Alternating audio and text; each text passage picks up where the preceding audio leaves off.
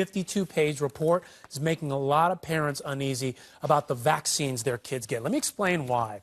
A new government study exposed serious problems with how some of those vaccines are stored. That means that some of them might not work as well as they should. Frost in a fridge holding life-saving children's vaccines. This is a big problem.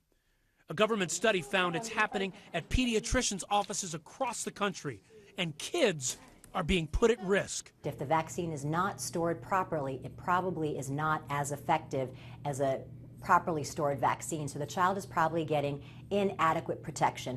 76% of the providers sampled stored vaccines either too hot or too cold. Some vaccines were expired. At Dr. Reddy's office in Atlanta, nurses check the temperature of the refrigerated vaccines every day, then record it. They should be between 35 and 46 degrees Fahrenheit. Let's say I'm a parent. I've got 2 children with me. I'm coming in to vaccinate my children, but I don't know what to ask. I don't know if the vaccines that I'm getting are good. What does a parent need to know? Are there any signs?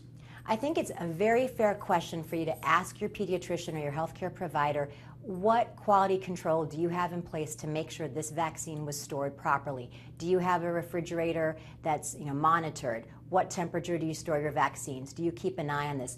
What's the expiration date of the vaccine you're about to give my child? I think it's very fair, and I think in this point, probably necessary to ask your pediatrician these questions. The study looked at 45 providers.